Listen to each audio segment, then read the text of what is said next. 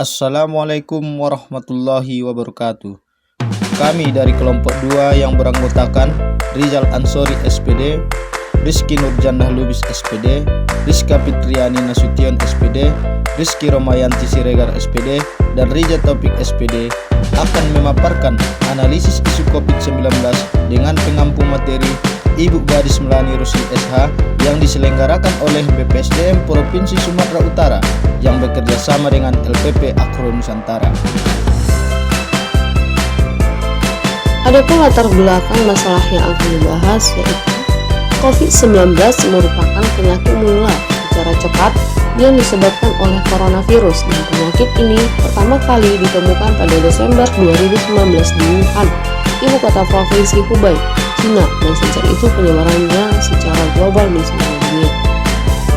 Berdasarkan latar belakang tersebut, terdapat beberapa isu yang hangat dibicarakan di Indonesia. Di antaranya yang kami identifikasi adalah: pertama, kurang diberlakukannya kebijakan PPKM di berbagai wilayah Indonesia.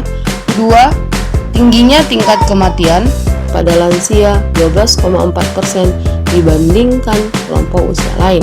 Tiga, meningkatnya angka penularan COVID-19 di Indonesia. Dan keempat, kurangnya kesadaran masyarakat untuk mengikuti vaksinasi sebagai langkah awal untuk menghindari penyebaran COVID-19. Kemudian proses pemilihan isu kita gunakan teknik APKL, di mana A-nya adalah aktual, yaitu isu tersebut masih dibicarakan atau belum selesai hingga sekarang. B-nya adalah problem, yaitu isu yang menyimpang dari harapan standar yang menimbulkan kegelisahan yang perlu dicarikan penyebab dan pemecahannya. K-nya adalah khalayak, yaitu isu yang secara langsung menyangkut hidup orang banyak. L-nya adalah layak, yaitu isu yang masuk akal, pantas, realitas, dan dapat dibahas. Nah, mari kita lihat bersama. Ini dia tabel APKL-nya. Bisa kita lihat bahwa ada 3 isu yang memenuhi syarat, yaitu isu pertama, isu ketiga, dan isu keempat. Berdasarkan analisis ini diperoleh 3 isu yang memenuhi syarat yang selanjutnya akan kita analisis dengan metode USG. Di mana apa itu USG? U adalah urgensi, seberapa mendesak isu tersebut harus dibahas, dikaitkan dengan waktu, atau dengan kata lain mendesak atau tidak masalah tersebut diselesaikan. S-nya adalah seriousness, seberapa serius isu tersebut perlu dibahas, dikaitkan dengan akibat yang timbul dengan penundaan pemecahan masalahnya. G-nya adalah grow, seberapa kemungkinan isu tersebut menjadi berkembang, dikaitkan kemungkinan masalah penyebab isu akan makin memburuk bila dibiarkan. Metode USG ini kita menggunakan scoring dengan menggunakan skala 1 sampai 5 dengan ketentuan 1 itu sangat tidak mendesak, 2 itu tidak mendesak, 3 cukup mendesak, 4 mendesak, dan 5 sangat mendesak. Nah, kita amati tabel USG-nya seperti ini.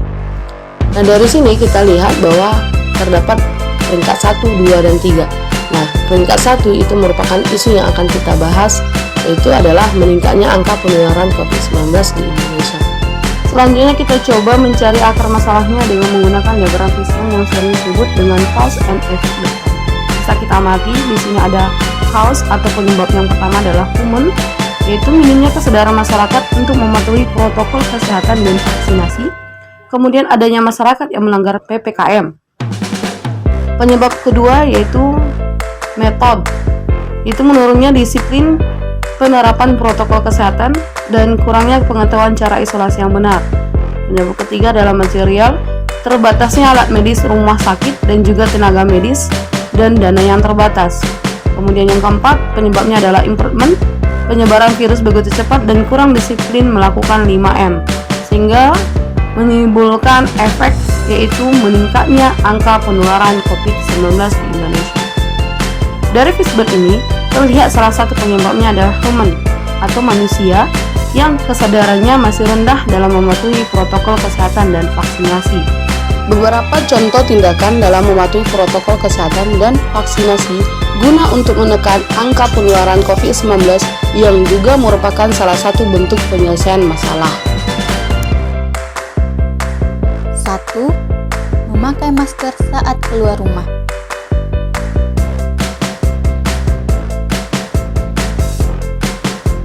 2. mencuci tangan pakai sabun.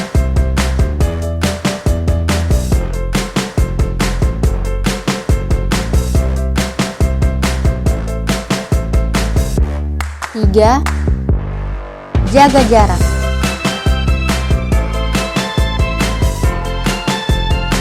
4, peduli terhadap orang yang tidak pakai masker.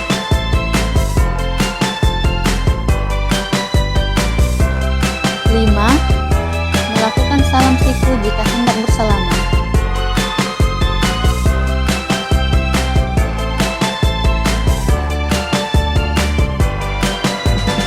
6, melakukan vaksin. Nah, itulah dia analisis isu dan pemecahan isu menurut kelompok kami. Mohon maaf jika ada kesalahan dan semoga bermanfaat. Kami akhiri dengan Assalamualaikum warahmatullahi wabarakatuh.